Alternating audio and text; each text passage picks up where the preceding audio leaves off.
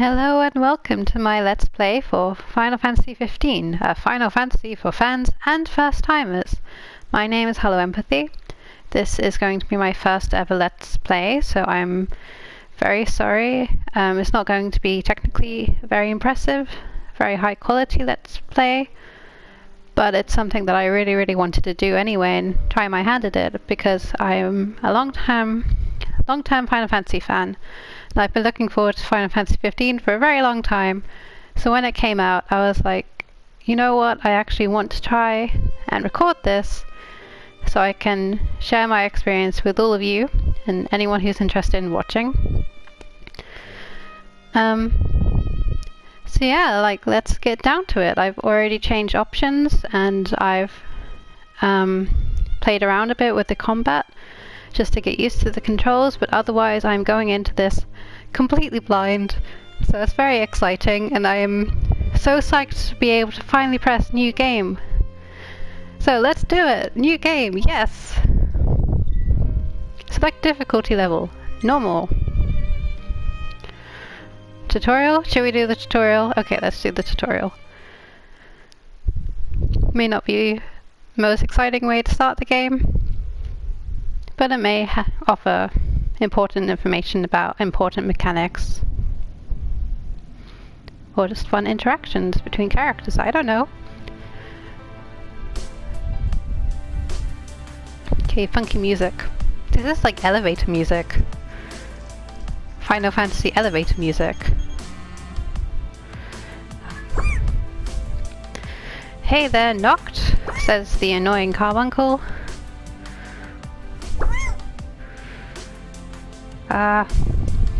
Yes, I'm very original. I called my carbuncle Carbuncle. Yes, I am one of those people who insist on using the default names. This here's the old training room in the world of your dreams.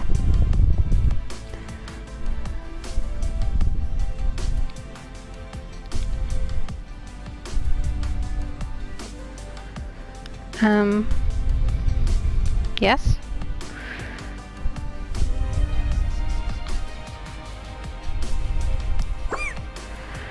Gladio says he'll help you train. What a pal!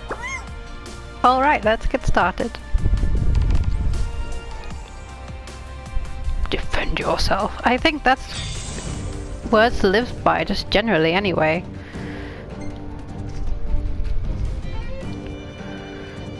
Yes. I'm using the Type B controls, for those of you in the know. It's most similar to the ones in episode Duskai, so that's what I picked. So the keys that I'm seeing on my screen may be different from the keys that you're using if you play yourself. But just ignore that anyway, it doesn't matter, it's just...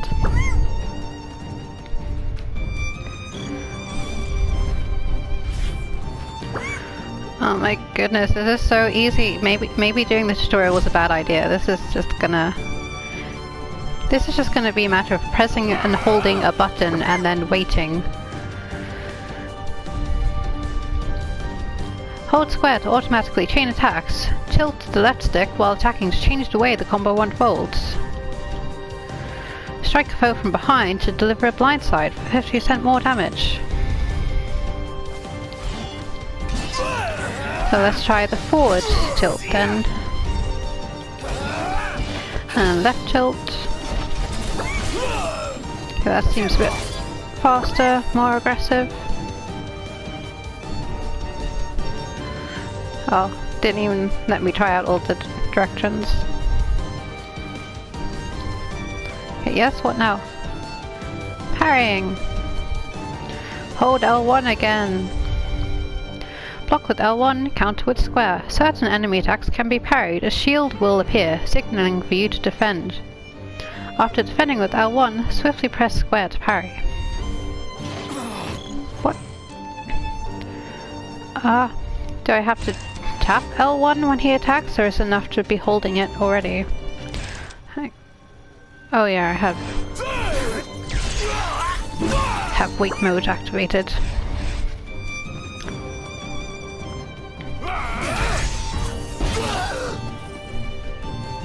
That wasn't technically a parry. There we go. Excited chocobo emoji. Noctis will take heavy damage if you fail to perform the initial block. Stay on guard and be ready to defend at all times. An intensive drill is available to help you hone your parrying skills. Is that it? Nope, okay, still going. Time to put all that into practice. Attack, defend, and parry your way to victory!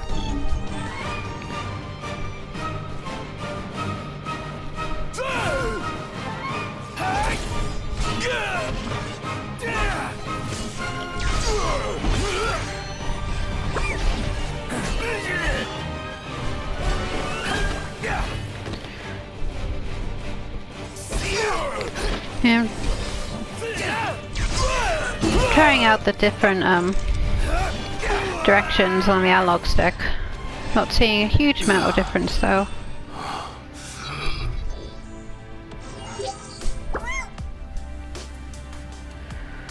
How can I still get an A+?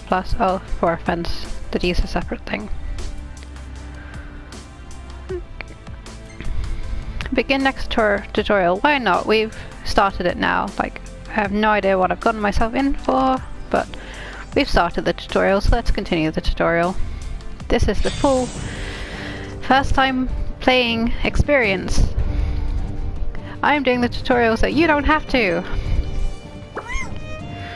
Alright, it's warping time. Noctis has the ability to instantly warp to where he throws his weapon.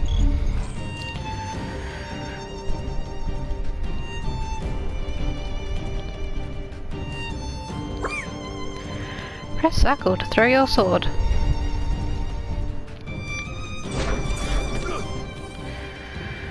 R1 to lock onto a target and circle to warp strike to that target. R1 plus R3. When locked onto an enemy, a blade warp becomes a warp strike. Track an enemy to stay locked on without holding R1. Oh, thank you. I was actually looking for that feature in the open combat experience, and I couldn't find out how to actually toggle it. Oh yes, toggling. I had to press and hold R1 before. I know.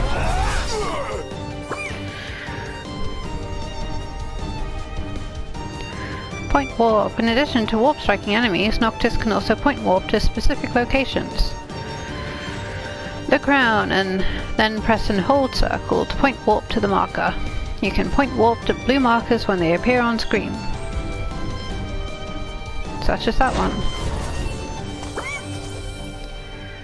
So it does have to be press and hold. While suspended from warp point, Noctis will automatically lock onto a target. Because if you just press circle, it will just go in front of you, rather than targeting any given object. Warping and phasing consume MP, which is shown as a blue gauge above Noctis' head, as well as the bottom right. If Noctis uses MP into deficit, he enters stasis, which severely limits its abilities. Keep an eye on MP and use items to keep it replenished. L1, cover when icon appears. You take cover behind large objects like rocks and pillars to recover both HP and MP. Again, holding L1 rather than pressing L1.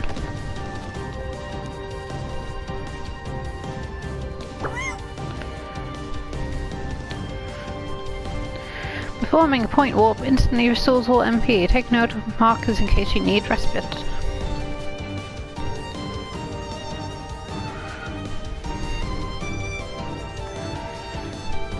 Try taking down Gladiolus with warp strikes alone. Review warping controls on the right side of the screen. Defend and take cover as necessary.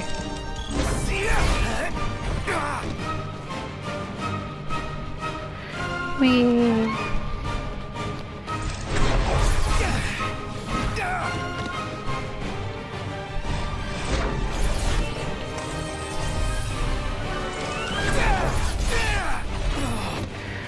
He hits hard.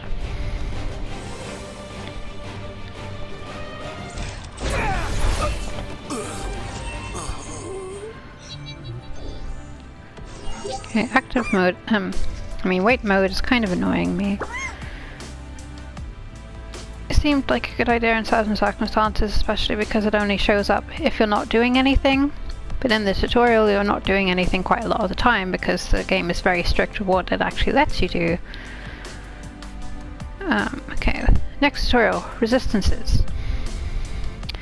I really should have just skipped the tutorial and gone straight into new game. But this is for first timers as well, you know, so if you've never played any other Final Fantasy game, this might be useful, might not be.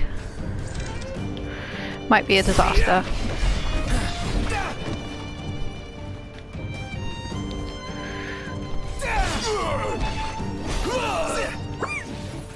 Huh? He doesn't seem to be feeling it.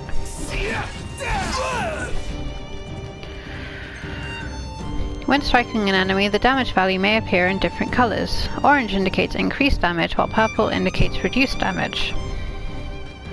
Enemies can be resistant or weak to different weapons. Swords do not seem to work very well against Gladiolus, so you'll want to try another weapon.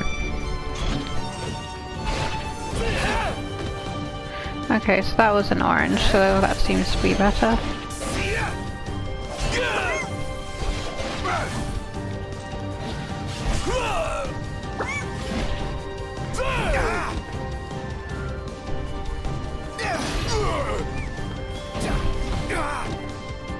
Noctis has obtained Javelin. Try equipping it now.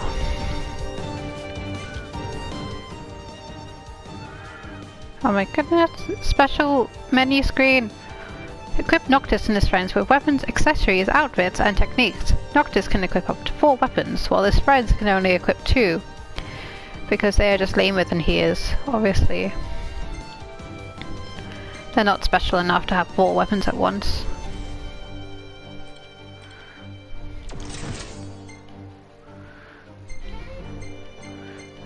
Okay, pressing L1 and R1 doesn't do anything. I guess I would switch between characters, but I don't have them at the moment.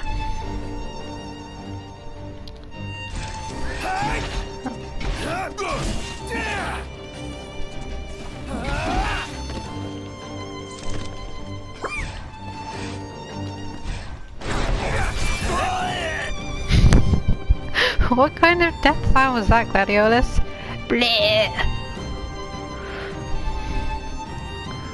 Spells! To use magic, you have to equip it like a weapon. Here's a spell to get you started.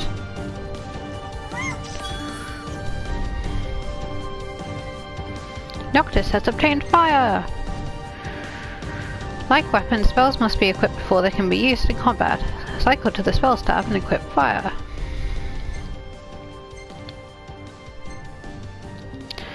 Can I swap these round? And have the Javelin here instead.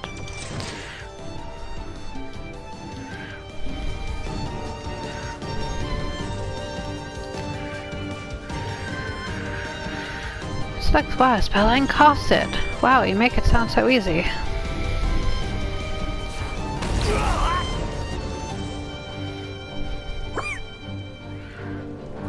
That emoji is terrifying! No prime, spell, L1 is aim, and then square to release, like release, square to cast it. It destroys indiscriminately. Take care that your allies are not caught in the devastation. Enemies can be resistant or weak to different elements. Gladiolus is currently weak against fire.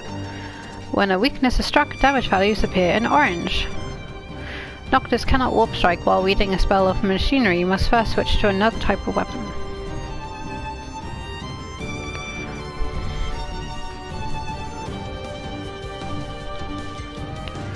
The game features 2 combat modes, active and wait. Wait mode emphasizes strategic elements of combat. Engage wait mode and lock on to an enemy to analyze it. Craft spells.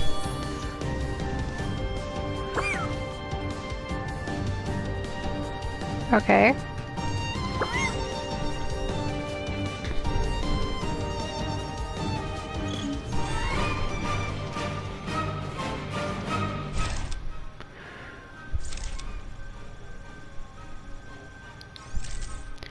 So this is wait mode, it's bringing up Libra, and as expected he is weak to ice. I'm guessing that little snowflake is supposed to represent ice anyway. But how... Okay, elementary. Craft spells using the elemental energy you have collected, then equip magic flasks to use them in the field. Adjust the amount of energy or add a catalyst when crafting to increase the spell's potency or add an effect, such as poison or multicast. Okay.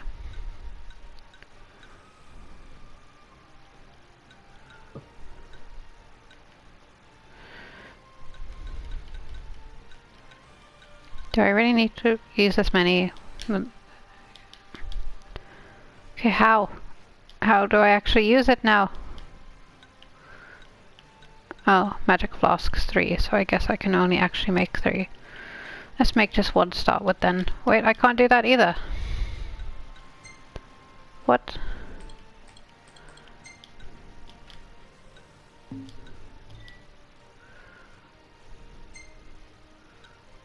What? I'm so confused. But why would I want to do that? It says I have 3.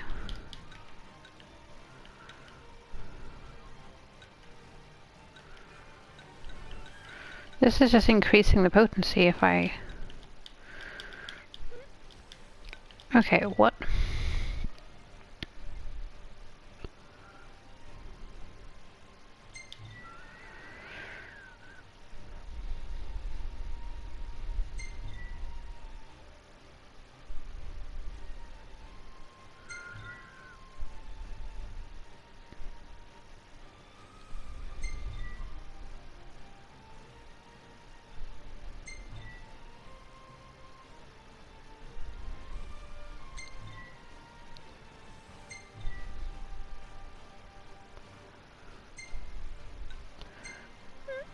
Okay, but how do I select the catalysts? I have selected that I want to make ice, and I am using everything to increase potency.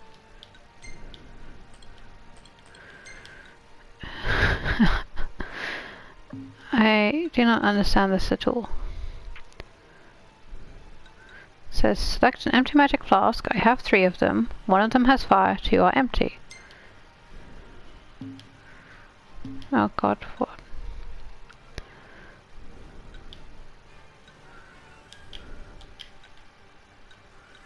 Oh, I have to press down? I have to actually move down on the D-pad? I can't just press X to be like, yes, make that thing you're telling me?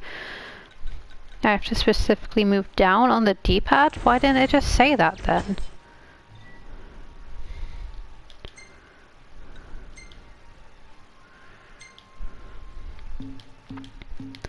Why didn't it just say so?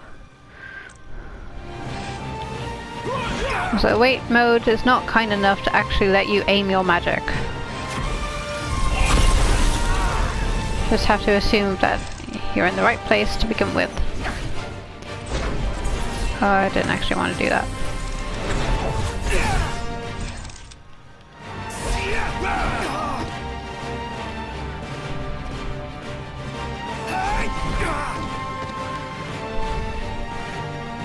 Oh, daggers, daggers. Swapped daggers again.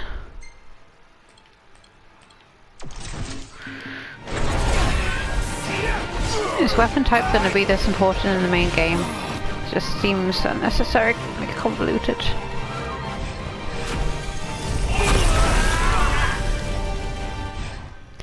I'm really sorry guys that took so insanely long. Just could not work out the UI.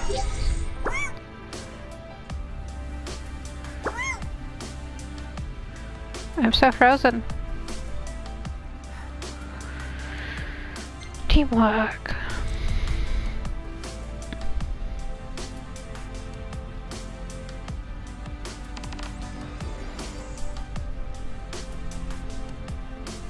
Yes? You rang?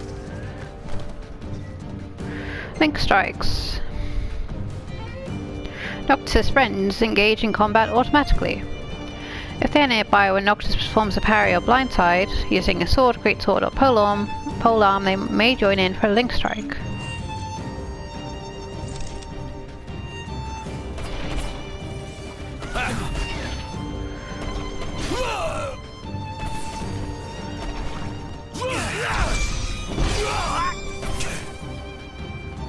But not always, it seems.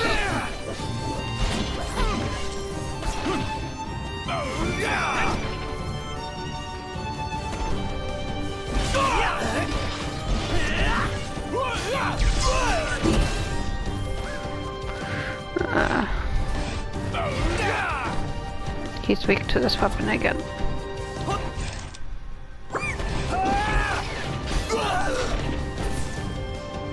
What? Noctis' friends have unique techniques they perform at his command. Performing a technique depletes the tech bar, which fills gradually in battle.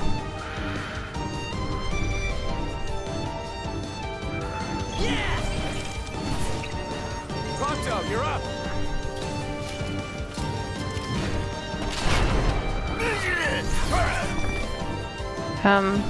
Okay. A successful technique creates an opening for Noctis. Press square when prompted to follow up with another attack. Spend AP in the Ascension menu to learn new techniques and put their myriad effects to use in battle.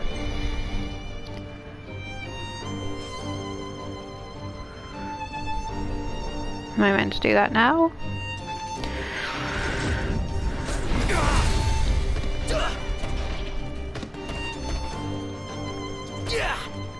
When Noctis runs out of HP, he enters a state of danger. This not only impairs his abilities, it also decreases his maximum HP over time and when he takes damage. When his maximum HP falls to 0, the game is over. Noctis recovers from damage with time, or when a friend comes to his rescue.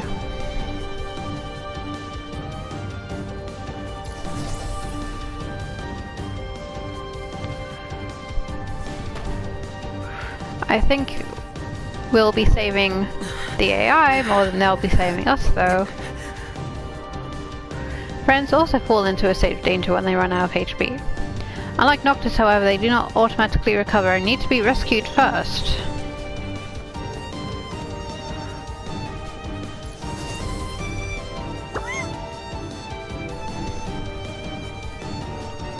Recovering from danger does not restore maximum HP. Characters can still use items while in danger. If an item targets only one person, select who. Use elixirs to restore Noctis and Prompto's maximum HP. What? No! They're not worth elixirs. Elixirs are way too...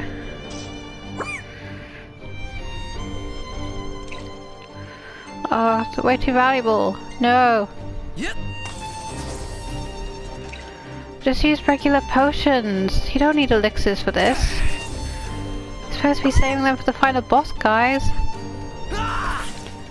How dare you use them in crap tutorial. Potions and elixirs lift a state of danger while restoring HP.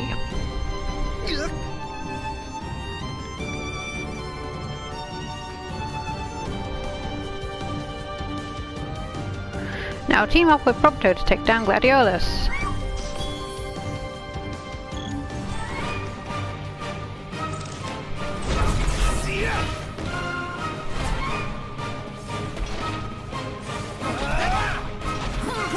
Okay, invulnerable to pole arms.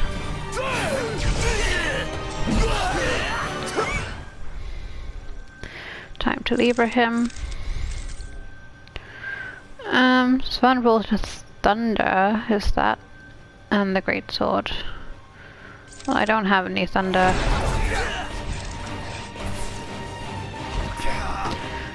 Considering I'm supposed to be locked onto him all the time and just toggled, it doesn't seem to want to stay toggled.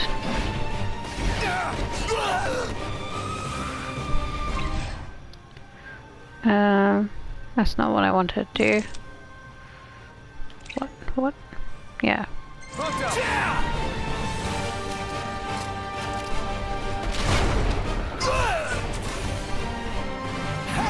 Again, it's toggled off of him.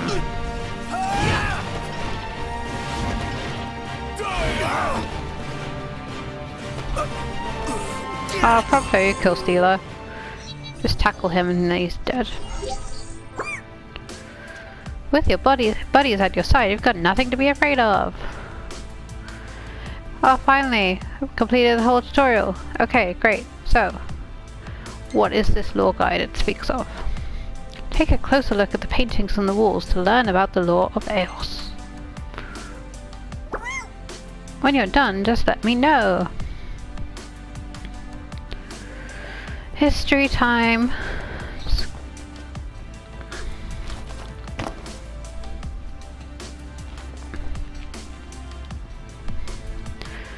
The lands of Eos. Our story takes place in the lands of Eos. At present, the world is divided between two warring states. Controlling a majority of the world's land is the military mighty Niflheim, an aggressively expanding imperial war machine. The kingdom of Lucis continues to resist the Empire's advance with magic. The crowned city of Insomnia stands proud as the kingdom's last bastion, but the Empire has already made inroads on the outlying territories, including the primary regions of Lyda, Duskai, and Klegne. No idea how to pronounce most of those. But this looks pretty. The Six and the Oracle. Old tales tell of 6 gods who have stood watch over Eos since antiquity.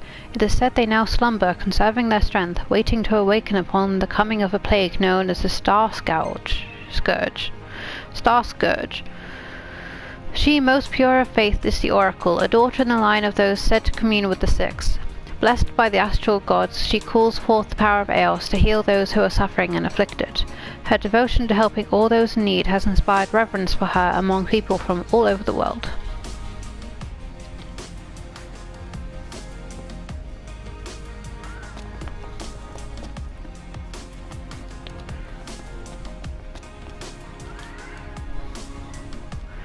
The magic of the Lucii. The crystal is the divine cornerstone of the kingdom of Lucis. The stone has a will of its own and channels its sacred power through the ring of the Lucii to the monarch who bears it. Monarchs in the line of Lucis have the innate ability to conjure magical weapons. A handful of close attendants are also afforded access to this self-same power. The magical barrier known as the Wall has long kept the Empire at bay, and thereby maintained the peace, yet not entirely without struggle. Sustaining the wall imposes an immense physical burden upon the king, but to let it fall for even a moment would be to invite total annihilation.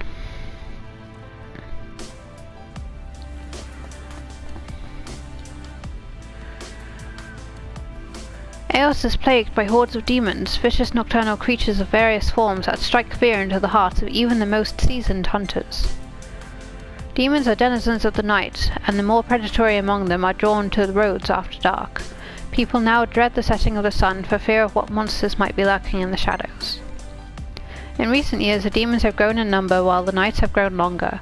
The correlation between the two phenomena is yet unproven, but scientists persist in their search for a link. That sounds very ominous.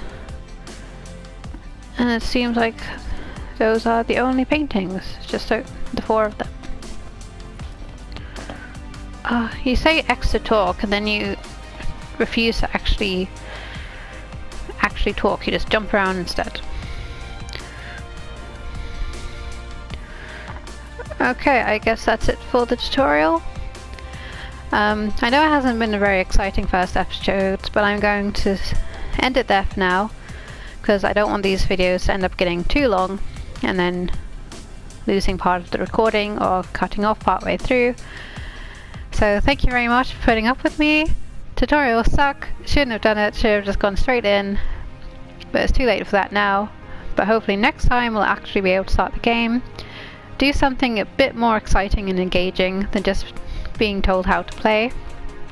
But at least next time we'll go in informed and we'll know what the mechanics are, even though if the game's halfway decent at all, it should introduce those as we go along anyway. But oh well, never mind, I'll see you all next time.